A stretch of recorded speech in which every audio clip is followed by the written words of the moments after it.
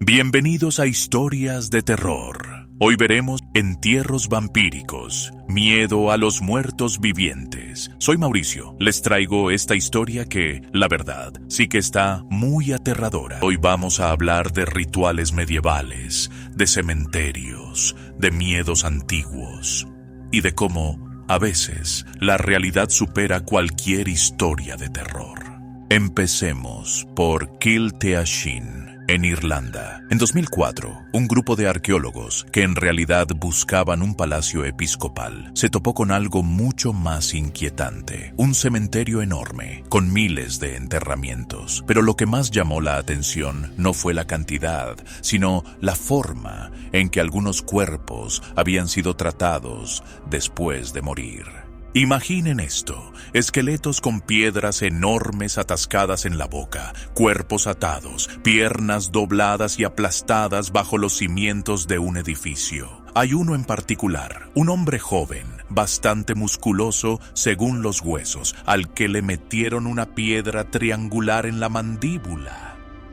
Pero, a ver, esto de los enterramientos desviados no era exclusivo de Irlanda. En toda Europa, desde la República Checa hasta Inglaterra, se han encontrado esqueletos con clavos atravesando el corazón, decapitados, enterrados boca abajo o con las piernas atadas. Todo para evitar que los muertos regresaran. En la Edad Media, el miedo a los revenants, esos que volvían de la tumba, era tan real como el pan de cada día. Hay relatos del siglo XII, como el caso de Stappenhill, donde los aldeanos, aterrados por la aparición de dos campesinos muertos, los desenterraron, decapitaron y quemaron sus corazones. Y, según la crónica, 2 cuervos negros salieron volando del humo. No sé ustedes, pero a mí me da escalofríos solo de pensarlo. La iglesia, lejos de calmar estos temores, a veces los alimentaba. El concepto del purgatorio, la idea de que un alma malvada podía escapar y volver a atormentar a los vivos, era muy poderosa. Incluso en los textos penitenciales irlandeses del siglo VII y VIII, ya se prohibía la creencia en vampiros, lo que nos dice que mucha gente realmente temía a los muertos vivientes. Y, bueno, esto me recuerda una leyenda que escuché de niño. En el pueblo de mi abuela, decían que para protegerse de los espíritus inquietos, había que sellar las tumbas con cadenas gruesas y candados. No sé si era para espantarme o porque de verdad lo creían, pero esas historias se te quedan grabadas. Ahora, uno pensaría que estos miedos quedaron en el pasado, pero la verdad es que evolucionaron.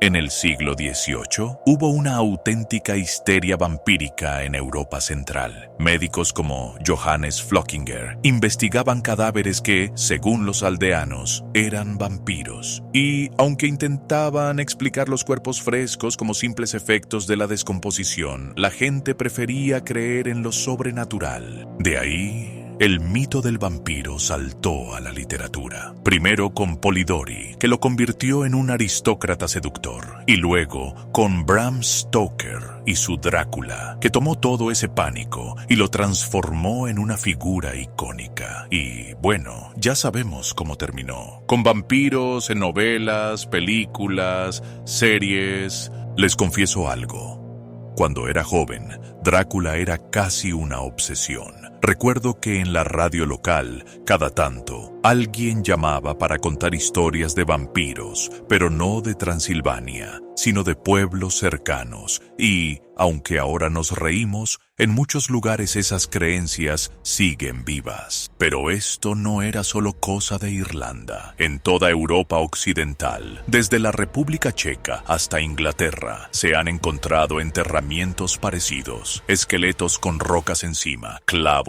atravesando el cuerpo, decapitados, atados, incluso enterrados boca abajo.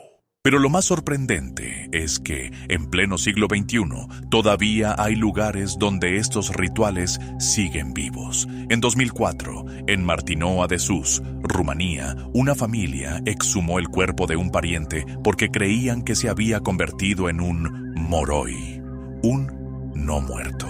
Le sacaron el corazón y lo quemaron igualito que en las leyendas medievales. Para ellos, no era un acto bárbaro, sino una forma de ayudar al difunto a encontrar su lugar en el otro mundo, de asegurar la armonía. La gente de la época tenía un miedo real a que los muertos regresaran. No hablo de fantasmas, sino de cuerpos que se levantan y vuelven a caminar entre los vivos. Y la idea era que, si no tomabas precauciones, podían salir de la tumba y causar estragos.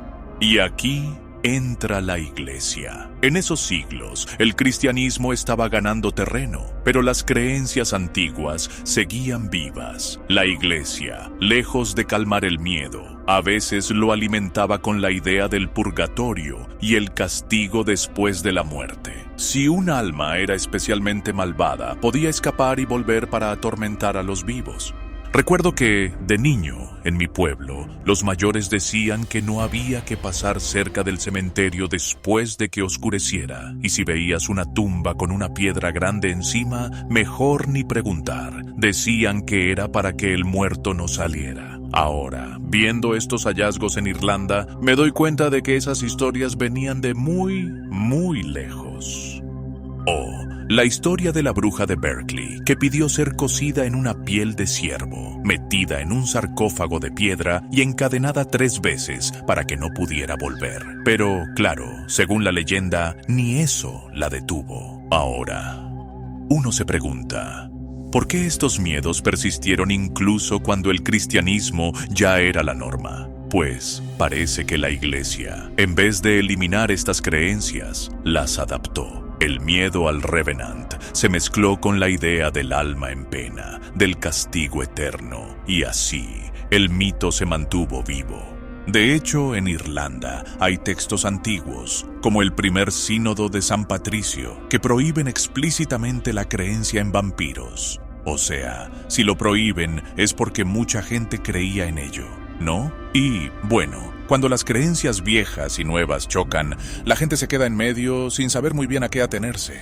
Con el tiempo, el miedo a los no muertos fue cambiando de forma. Al final, lo que vemos es que el miedo a los muertos vivientes, a los que regresan, es algo que nos acompaña desde hace siglos. Cambia de forma, se adapta, pero nunca desaparece del todo. Y, bueno, quién sabe, tal vez en el fondo seguimos necesitando esos rituales para sentir que tenemos algo de control sobre lo desconocido. Y hasta aquí llegamos hoy. Espero que hayan disfrutado este recorrido por los rituales y miedos que nos han acompañado durante siglos. En el próximo episodio seguiremos explorando más historias oscuras y fascinantes de nuestro pasado. No se lo pierdan. Soy Mauricio. Y esto fue Historias de Terror, Entierros Vampíricos. Hasta la próxima.